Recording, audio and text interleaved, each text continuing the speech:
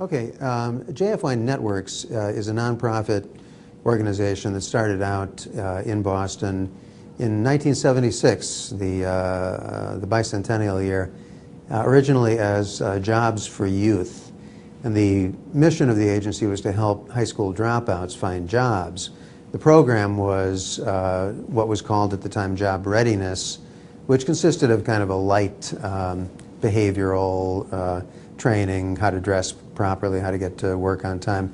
But then it also involved filling out applications and writing resumes, and that got us into academic skills, because high school dropouts had the problem of not having very good academic skills. So we began to do tutoring, and then by the middle 80s, we were running a GED program, helping kids actually get a high school diploma. In the course of running the GED program, we developed an instructional technique that at the time we called competency-based instruction. What that meant was, if you were running classes that were geared to the GED, which is a national test, you knew pretty much what was on the GED. It was not that different from year to year. There were 5 tests, and you had a pretty good idea of what was going to be covered on the GED. So you could design a curriculum that led to what you knew it was going to be on the test.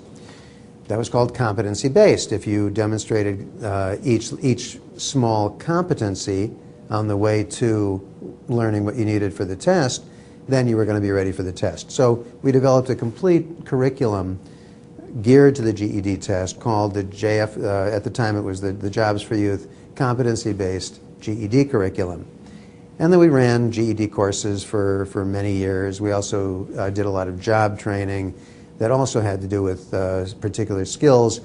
And then just to fast forward a bit, we come to just about the year 2000, when education reform in Massachusetts had kicked into gear. The MCAS was being given.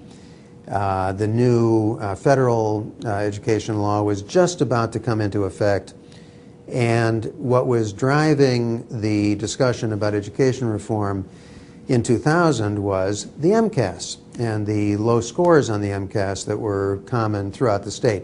There were failure rates in those years, 98, 99, 2000. There were failure rates of 98% in many schools on the MCAS. So it was clear that the new standards that the state had adopted, which were not considered not considered outlandishly high, many schools were not teaching up to the level of those standards.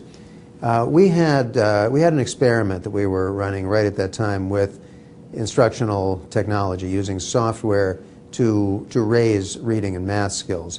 We applied that technology and that technique to MCAS preparation in a couple of experimental schools, and we found that it was very effective, that you could run a course using software, and because of the structure of the software, because it was organized in small units of information, modules, which 20 years ago in the GED program we used to call competencies, and because it was modularized, and it gave students instant feedback after each module. You would work for 20 minutes, and then you'd take a little mastery test. So you'd find out immediately whether you had mastered the material or not. If you hadn't mastered it, you went back and you went through it again. Different set of problems, different set of applications, until you were able to pass the mastery test. If you were in a classroom with a teacher, the teacher would come over and help you out. So it was a nice way of, first of all, presenting instruction in a way that was interesting, because it was online. It had color, it had sound, it had some interactive properties. You could drag and drop, you could stretch your triangles out and all that kind of interactive functionality. So it was interesting to the kids. It was aligned to the state standards. It covered the material that you were going to be held responsible for, and you got instant feedback. And the teacher got instant feedback. So if you were teaching the class and you looked at those reports at the end of the day, you knew exactly which student had mastered everything, which student had not, exactly what each student had not mastered and needed to go over. So it was that kind of process is called formative assessment. You want to know day by day how your students are doing so that you can make your corrections as you go along. You don't want to wait 6 weeks, give a quiz, and then find out that some of your kids have not been getting it for 6 weeks. All right, so those are the basic, that's the basic structure of online education. So we began to do that in various schools. We got some state funding. We expanded to a lot more schools, including this one and the high school down the road. And of course, then our repertoire expanded. The first few years we were just doing a MCAS math and English using some standard software. As web-based material began to get more common and more affordable, we began to use that. And within, if we started at about 2000, by a couple of years ago, we were largely on the web. We were using Moodle, which is a learning management system. It's kind of a basket into which you can put whatever you want. And we were assembling an eclectic mix of instructional materials. Okay, so online instruction, which we've been observing today and which you've heard a number of people talk about, online is where kids are. This is the digital generation. If you have kids who are 12 or 13 or 14 or even 5 or 6 years old, or if you observe kids who are anywhere in their preteens, teens, or post-teens, you know that they are online all the time. It's their primary interface with the world. It's the way they get information. It's the way they tell what time it is. They don't look at a watch. They pull out their cell phone and look at the time. They're online. That's where their attention is. If you want to teach them geometry or algebra or U.S. history, the first thing you have to do is to get their attention. If their attention is online, why wouldn't you approach them the same place where they're accustomed to go for every kind of information? So the first kind of principle of online education is that's where your kids are. Why don't you address them there? That's one reason why it's becoming more widespread. Then you get to the second level of considerations about online instruction, which has to do with the fact that every student learns differently. Every mind is different. Every sensibility is different. A textbook presents material in one way.